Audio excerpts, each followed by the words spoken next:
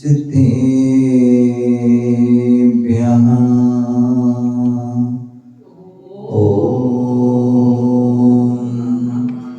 नमः सिद्धेभ्यः ॐ नमः सिद्धेभ्यः।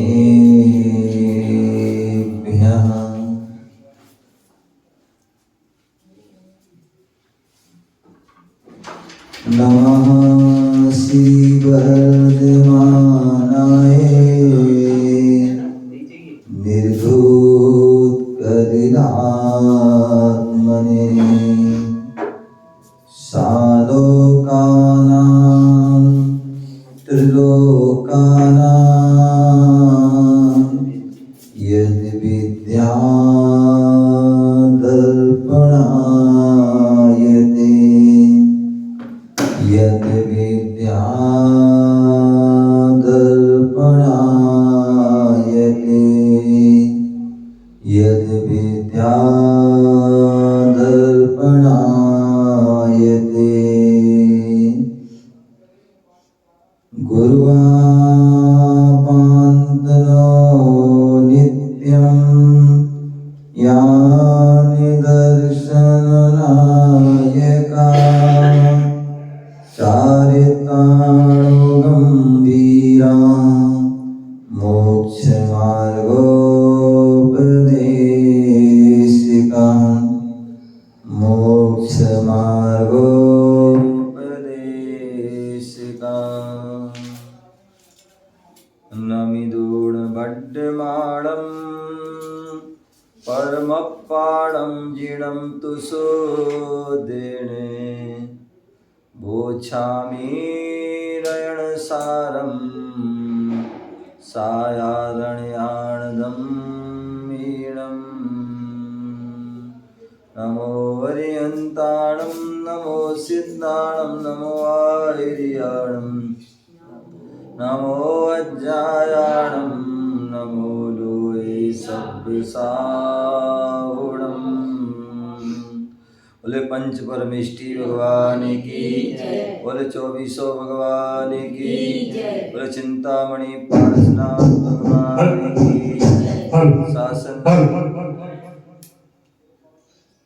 शासन नायक भगवान महावीर स्वामी की परम पूज्य आचार्य भगवान गुरुदेव विराट सागर जी महाराज की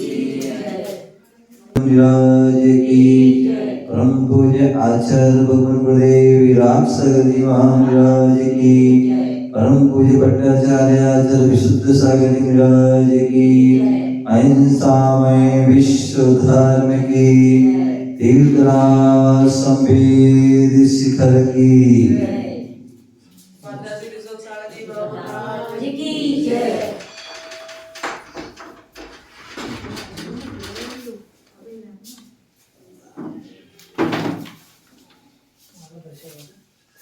प्यारे बंधु, आज हम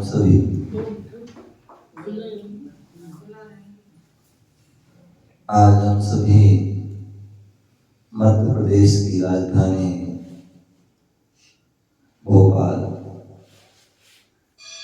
श्री महावीर जिनालय कोयफिजा के प्रांगण में विराजमान हैं। मूल नायक भगवान महावीर स्वामी हैं, शासन नायक भगवान महावीर स्वामी हैं और भगवान की जो वाणी खिली वही वाणी जिनवाणी के रूप में हमें प्राप्त है। उसी जिनवाणी को आचार्य भगवंतों ने लिपिबद्ध किया, जो शास्त्र आगम के रूप में हमें प्राप्त है। आचार्य कुंद गोस्वामी एक महान आचार्य हुए, जिन्होंने हम सब पर बड़ा उपकार किया। अपनी लेखनी के माध्यम से, अपने चिंतन के माध्यम से, जिन्होंने 84 पावड़ लिखे और उन 84 पावड़ों में एक रैणसार नाम का जो है ग्रंथ है। और रैणसार तो मैं बता रहा था आजकल कुछ स्वामी जिन्होंने अनेक ग्रंथ लिखे, उन ग्रंथों में एक रैणसार नाम का ग्रंथ है। रैणसार रत्नों का सार, जिसमें उन्होंने सम्यक दर्शन, सम्यक ज्ञान, सम्यक चारित्र का वर्णन, जो रत्नों का आधारभूत श्रावक और मुनियों की चर्या का वर्णन किया है।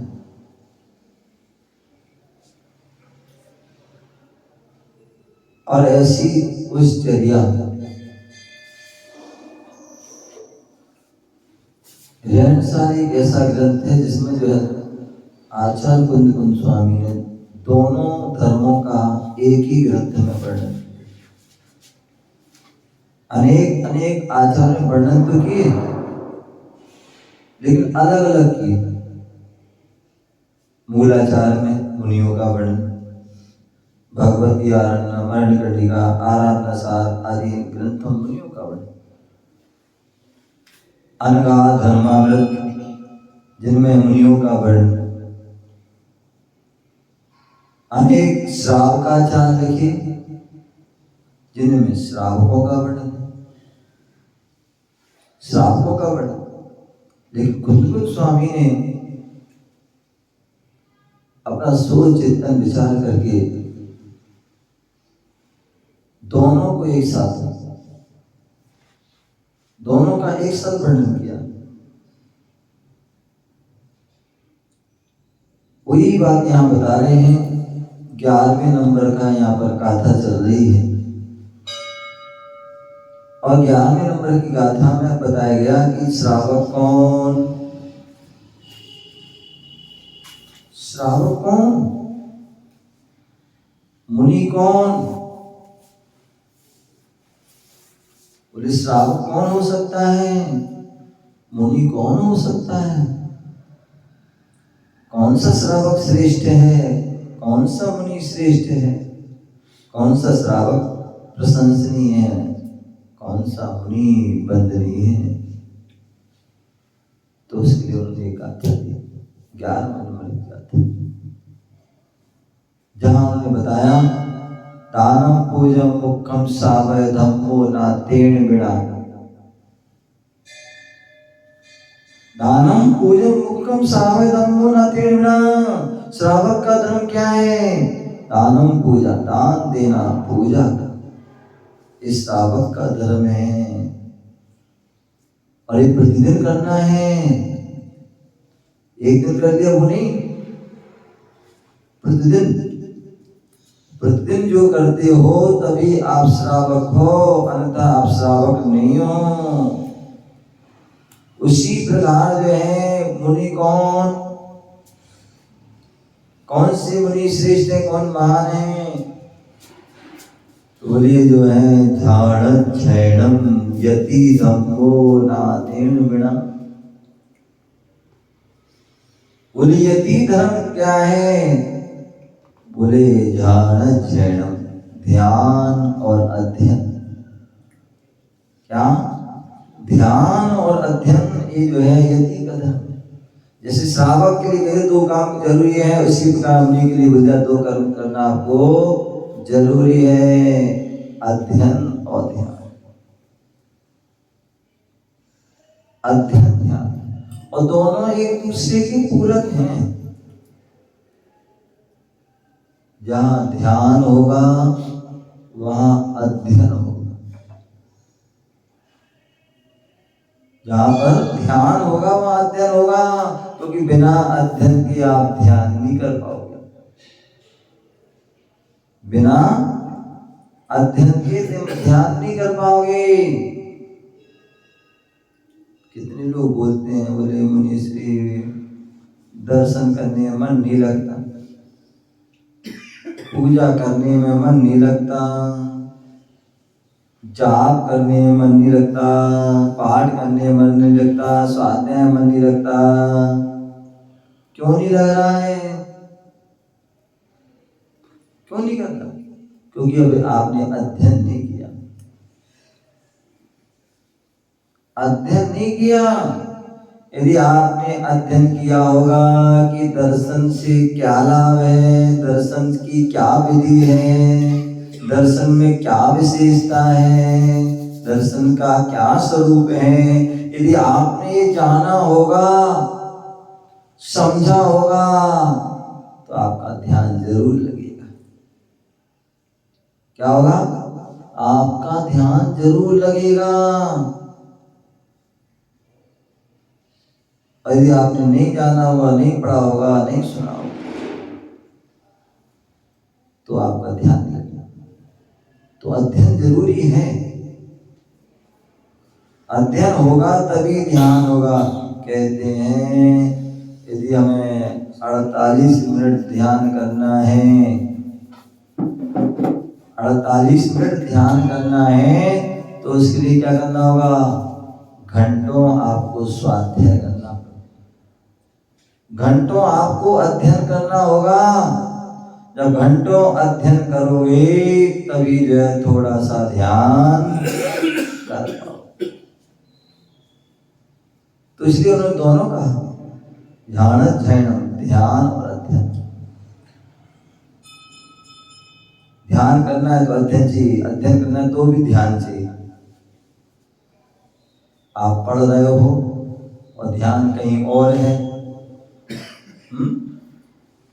जैसे आप देखते बच्चे लोग पढ़ते हैं, क्या बच्चे लोग पढ़ाई कर रहे हैं और उनका ध्यान कहीं खाने में है, कहीं टीवी में है, कहीं मोबाइल में है, कहीं और कार्यों में उनका ध्यान है। तो दिखने में तो पढ़ाई कर रहे हैं, वो दिखने में वो पढ़ाई कर रहे हैं, सबको लग रहा है कि वो पढ़ रहे हैं, घंटों से पढ़ रहे हैं, लेकिन उसका लाभ कुछ नहीं होगा। उसका लाभ कुछ नहीं होगा क्योंकि उनका ध्यान नहीं है। क्या नहीं है? ध्यान नहीं है। ध्यान से नहीं पढ़ रहे, इसलिए वो उनको जो है समझ में नहीं आता या जो है याद नहीं होता। क्या हो सकता है आजकल आपको लगे हमें याद होगा, लेकिन वो आप भूल जाते हैं, विस्मृत हो जाते हैं, क्योंकि ध्यान से। तो इसलिए ध्यान भी होना है और अध्ययन भी। अध्ययन होगा ध्यान होगा, ध्यान होगा अध्ययन होगा, इसलिए दोनों का। ध्यान करना है तो उसके लिए हमारी शुभ क्रियाएं जरूरी है। शुभ क्रियाएं करना जरूरी है। मुनिराज हैं, यदि वो ध्यान करना चाहते हैं तो उनके लिए बोल दिया कि जो है आप ध्यान करना चाहते हैं तो सबसे पहले तो आप जो है जो आपके षट कर्तव्य आदि हैं उनका पालन कीजिए।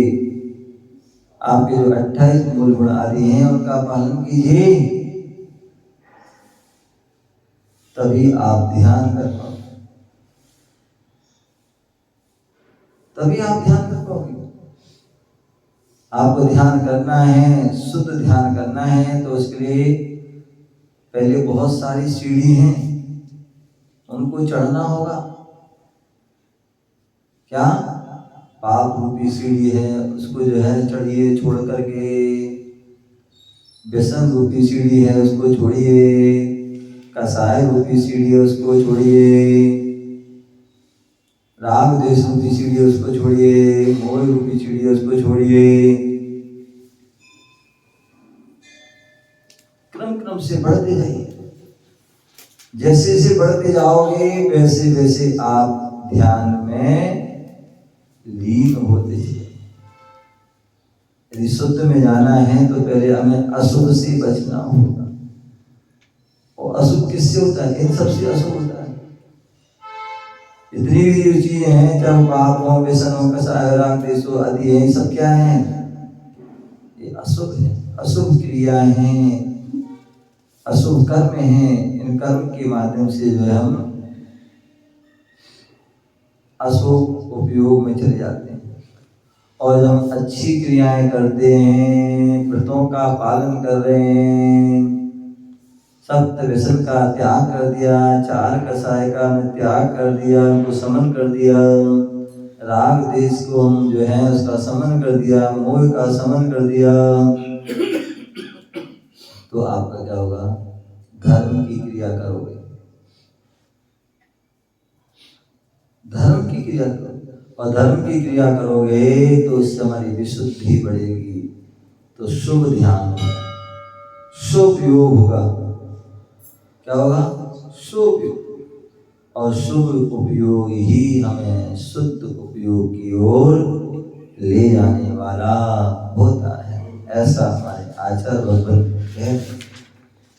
कल यहाँ पर बताया जा रहा था कि आदि पुराण ग्रंथ है, और उस आदि पुराण में जो आचार्य जिनसेन स्वामी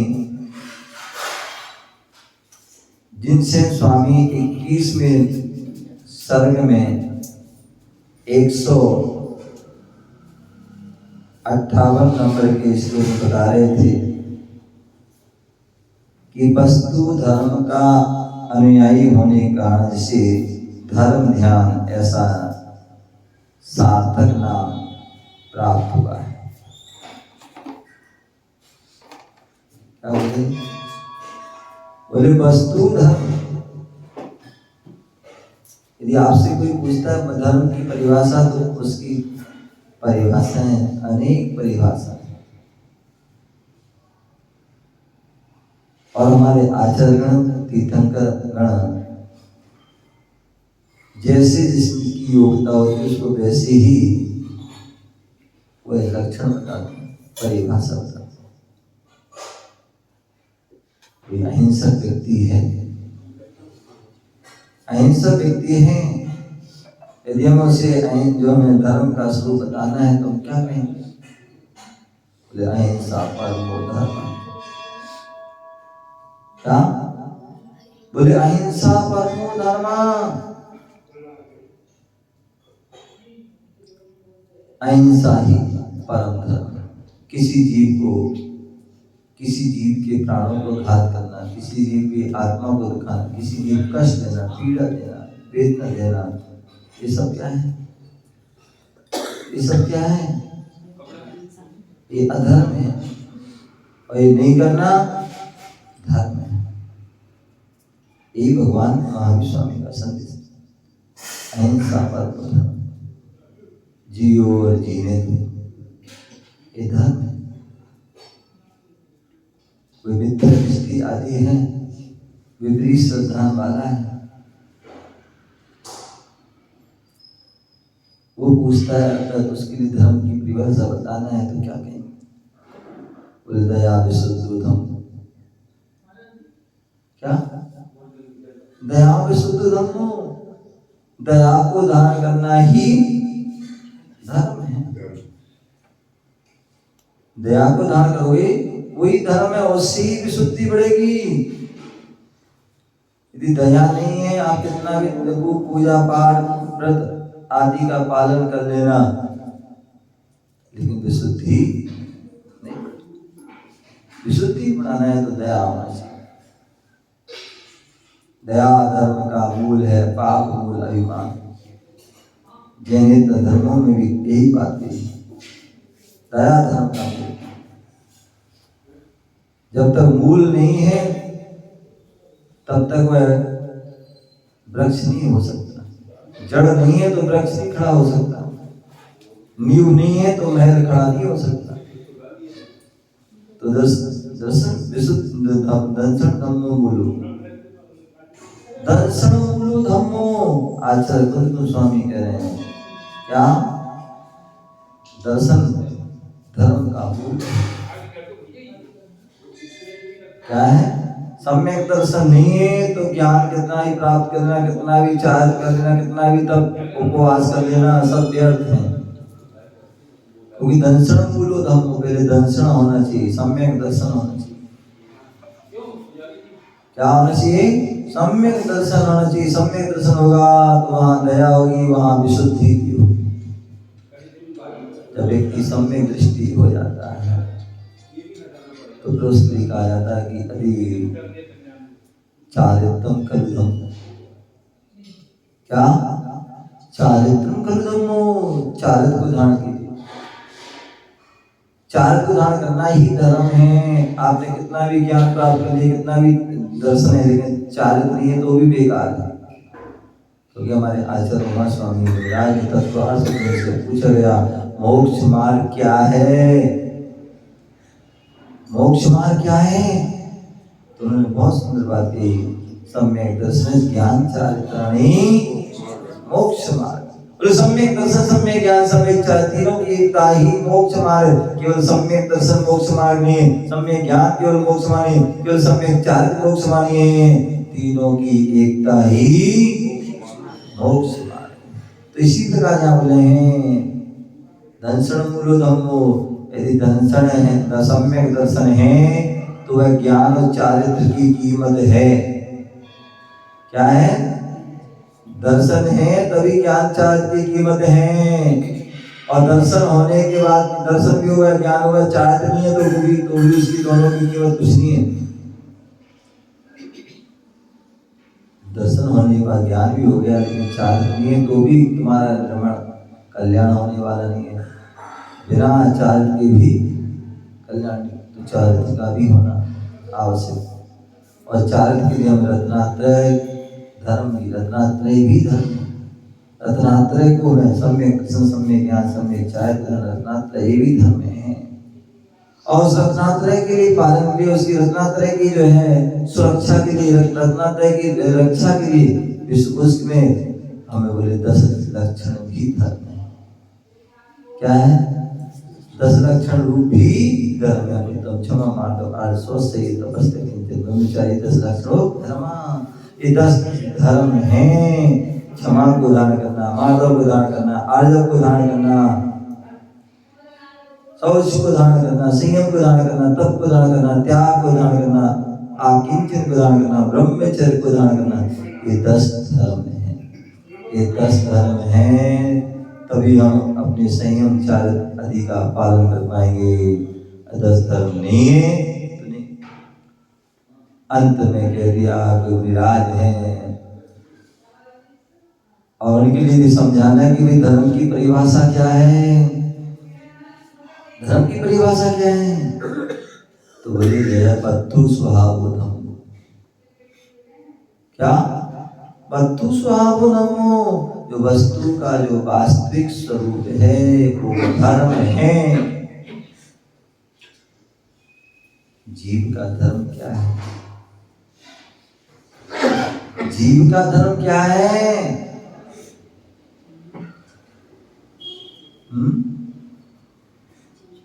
जीव का धर्म क्या है?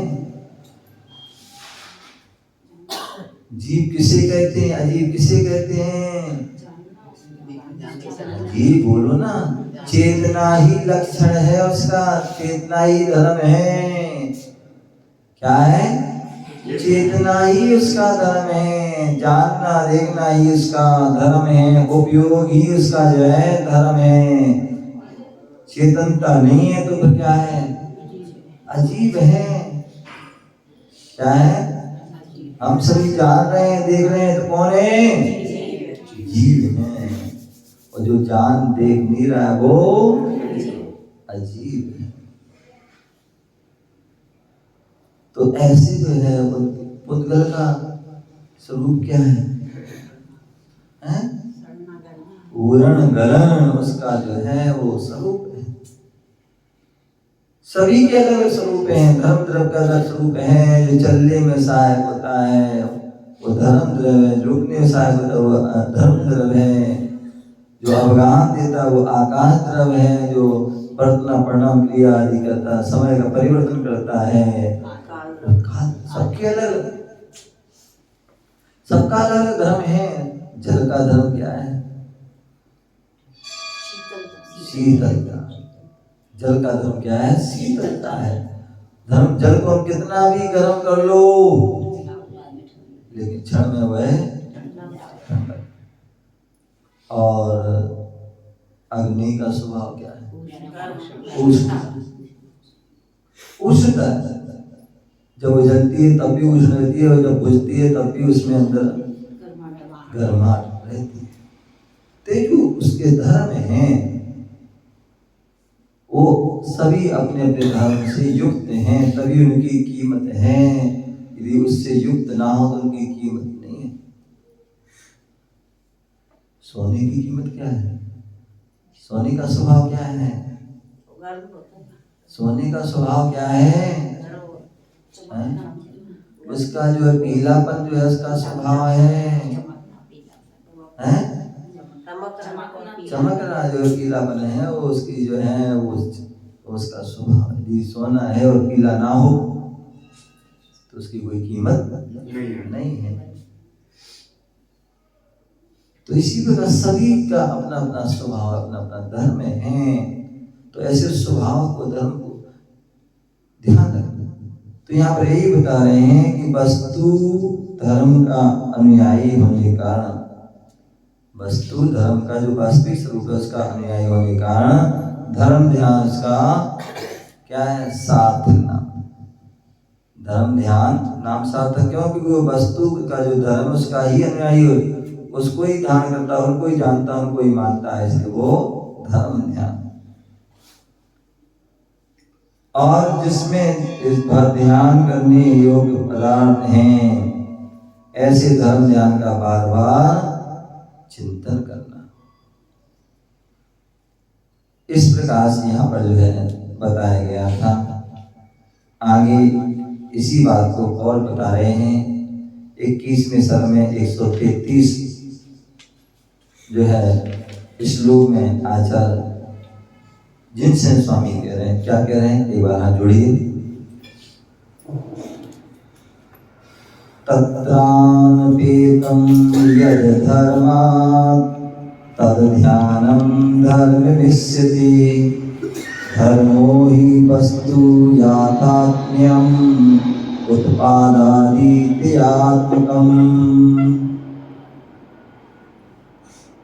अब यहाँ पर बता रहे हैं कि जो धर्म की बात चल रही थी कि जो ध्यान धर्म से सहज होता है वह धर्म ध्यान क्या है? जो धर्म से, जो ध्यान धर्म से सहज है वह धर्म ध्यान है, और धर्म से रहे तो वो धर्म ध्यान नहीं हो सकता। अब द्रव्य का धर्म क्या है? जो द्रव्य है उसका धर्म क्या है? उसका स्वरूप क्या है? धर्म का स्वरूप क्या है? धर्म का जो लक्षण क्या है द्रव्य का? तो बोले उत्पाद, व्यय, ध्रुव। जो तीनों से सहित है वही वस्तु का यथार्थ स्वरूप। वस्तु है, द्रव्य है, उसका स्वरूप क्या है? बोले जो उत्पाद व्यय ध्रुव है वही उसका वस्तु का स्वरूप है, वही उसका धर्म है। जिसमें प्रत्येक द्रव्य जो है उन सभी में क्या हो रहा है? उत्पाद व्यय ध्रुव। हम सभी जो है मनुष्य पर्याय है, मनुष्य पर्याय। और मनुष्य पर्याय में मनुष्य और जो त्रिंच पर्याय है कर्म भूमि की, जो उसमें क्या होता है? अकाल मरण आदि हो जाता है। आज समय में मरण हो जाता है तो क्या होता है? मान लीजिए अभी हम बैठे हुए हैं और यहाँ से जैसे उठ के गए, हो सकता रास्ते में ही या घर पर जाते जाते जो है या जाकर के जो है भोजन करते करते या विश्राम करते करते ही क्या हो जाता है? हार्ट अटैक हो जाता है, हार्ट अटैक आ जाता है और जीवन लीला समाप्त। क्या हो गया? मनुष्य पर्याय का व्यय हो गया, मनुष्य पर्याय का व्यय हो गया। और आचार्य उमा स्वामी मुनिराज कहते हैं कि जीव के जो है जहाँ व्यय हुआ, मरण हुआ, इस पर्याय का छूटी, तो आत्मा क्या होती है? आत्मा का मरण नहीं होता है, आत्मा का जन्म नहीं होता है, ना आत्मा का बुढ़ापा आता है, कुछ भी नहीं होता है। उसका तो परिवर्तन होता है, स्थान परिवर्तन। अभी वह मनुष्य के देह में थी, अब हो सकता है उसके कर्म के अनुसार त्रेंच के जी में चली जाए, या नरक के में देह में जा सकती है, निगुद आदि में जा सकती है, अथवा देव पर्याय को भी प्राप्त हो, या मनुष्य भी हो सकता है। तो ऐसे परिवर्तन क्या हुआ? परिवर्तन हुआ है। तो मनुष्य पर्याय का व्यय हुआ।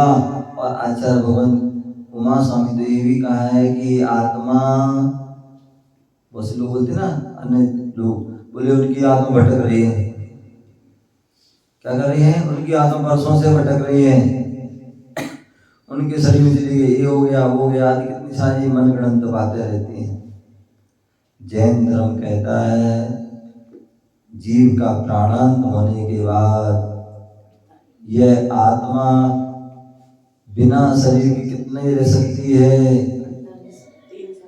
जी 3 समय। हाँ सही बोला आपने, 48 नहीं होता है। बोले अधिक से अधिक यदि बिना शरीर के रह सकते, 1 समय 2 समय 3 समय तक रह सकती है। चौथे समय में वो नियम से कोई ना कोई शरीर को धारण कर लेती है। तो जैसे एक शरीर छोड़ा उन्होंने और दूसरा शरीर उन्होंने धारण कर लिया, तो क्या हुआ? पहले शरीर का व्यय हो गया और नए शरीर का उत्पाद हो गया। और आत्मा क्या हुआ? जैसी थी वैसी है, इसलिए वो ध्रुव है। क्या है? ध्रुव है, ध्रुव है। शास्त्र में मूल समय सार आदि ग्रंथों में उदाहरण मिलता है। एक राजा था, उस राजा के 2 संतान थे, 2 संतान।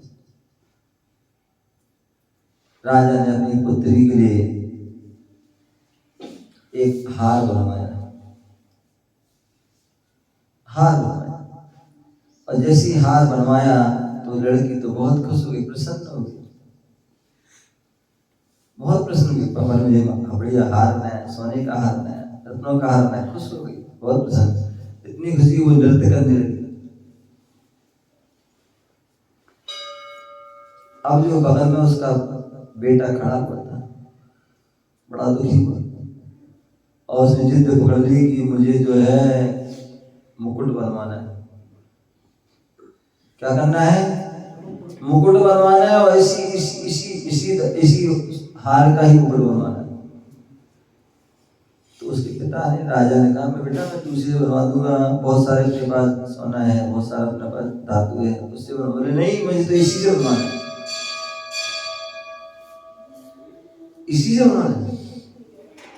कई बार व्यक्ति के अंदर ईर्ष्या भाव आ जाता है ना, ईर्ष्या, इसके पास एक क्यों है, इसके पास एक क्यों है, ऐसी ईर्ष्या हो जाती है।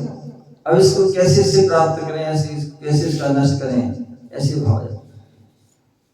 तो ये हुआ कि उसने जो है पिता से कहा मुझे इसी का ही मुकुट चाहिए मुझे। पिता ने बहुत समझाया, देखो माने तैयार। कोई बात नहीं। उसने धीरे से कुछ कार के बेटी को समझा बुझा के, बेटा मैं तुम्हें दूसरा बढ़िया अच्छा हार बनवा, बहुत सारे मेरे पास सोना दिए है और उसमें रत्न मत लगा के दूसरा। पहले तो लड़की नहीं मानी, लेकिन फिर ठीक पिताजी ने कहा तो मान गई। चलो पिताजी कह रहे हैं तो विश्वास का मान लीजिए। और जो हार दिया और सुनार के को दे दिया और उसको बढ़िया मुकुट बना। अब मुकुट बना दिया, मुकुट बन के आगे बढ़िया बहुत सुंदर मुकुट बन के आया, सोने का मुकुट, उसमें अनेक प्रकार की जो रत्न आदि जड़े हुए मुकुट बन के आ गया और उसको दिया गया। और जैसे ही दिया गया तो उसने पहना मुकुट, को पहन करके बड़ा खुश प्रसन्न हो गया। क्या हो गया? पहन करके वो प्रसन्न खुश हो गया। और वो भी अब तो वो भी नृत्य करने लगा, हैं, झूमने लगा। अब वो बेटी जो है उदास तो थी। क्या? अब बेटी उदास थी। पहले बेटी खुश हो रही थी, बेटा उदास था। बेटी थोड़ी उदास है और बेटा खुश है। लेकिन पिताजी नॉर्मल है, ना उस समय उनको कुछ हुआ था ना इस समय कुछ हुआ। क्या? पिताजी को कुछ नहीं हुआ क्योंकि वो नॉर्मल है, उन्हें कोई फर्क नहीं पड़ा। सोने का हार था तो भी वही सोना था, और मुकुट बन गया तो भी सोने ही है। परिवर्तन हुआ तो उन दोनों में हुआ। पहले एक खुश था, दूसरा दुखी था। अब दूसरा वाला खुश हो गया तो पहला वाला दुखी हो गया। लेकिन पिता उसके दोनों समय में ही नॉर्मल थे, क्योंकि उन्हें पता है चाहे हार रहे चाहे मुकुट रहे, सोना तो सोना पूरा नहीं, उसमें किसी प्रकार की कमी आने वाली नहीं है। ये जो है ज्ञानी जीव, एक ज्ञानी जीव ऐसा चिंतन करते, ऐसा विचार करते थे। यहाँ बोले कि जो धर्म ध्यान से सहित होता है, जो ध्यान धर्म से सहित होता है।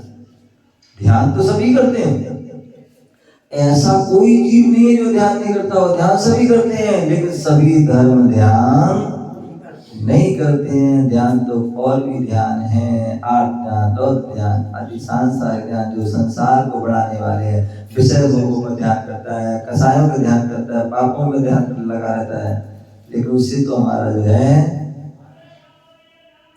अशुभ उपयोग रहेगा, उससे हमें जो दुर्गति हो। तो इसलिए ध्यान बोले जो ध्यान धर्म से सहित, जैन धर्म में धर्म से जो सहित है वो ही ध्यान प्रयोजनभूत है। जो धर्म से रहते हैं वो प्रयोजनभूत नहीं है। तो इसलिए जो ध्यान धर्म से सहित होता है वो धर्म ध्यान कहलाता है। और उसमें उत्पाद, व्यय, द्रव्य, तीनों से जो सहित वस्तु का यथार्थ स्वरूप है वही धर्म ध्यान है, वही धर्म कहलाता है। ऐसा वह धर्म के स्वरूप को हम जाने और स्वरूप को जान करके उसको हमारा ध्यान हो, वही धर्म ध्यान है। और ऐसा धर्म ध्यान हमारे मुनिराज संत जन, क्योंकि ये पंचम काल है और ये पंचम काल में जो है शुक्ल ध्यान नहीं हो सकता है, तो इसलिए वो धर्म ध्यान करते हैं। श्रावक भी धर्म ध्यान करता है और मुनिराज भी धर्म ध्यान करते हैं, लेकिन जो श्रावक धर्म ध्यान करते हैं वो जघन्य और मध्यम कर सकते हैं, लेकिन साधु जो है उत्कृष्ट ध्यान करके वह आगे परंपरा से मोक्ष की ओर बढ़ा सकते हैं, मोक्ष को भी प्राप्त कर सकते हैं।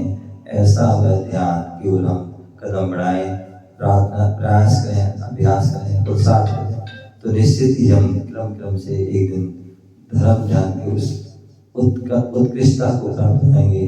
और वही धर्म ध्यान आगे चल के हमें शुक्ल ध्यान की ओर ले जाएगा, और वही शुक्ल ध्यान में सदुपयोग सिद्धार्थ ले जाने वाला है और हमारे जीवन को श्रेष्ठ करने वाला है। इसी भावना से जय गुरु महावीर भगवान की जय।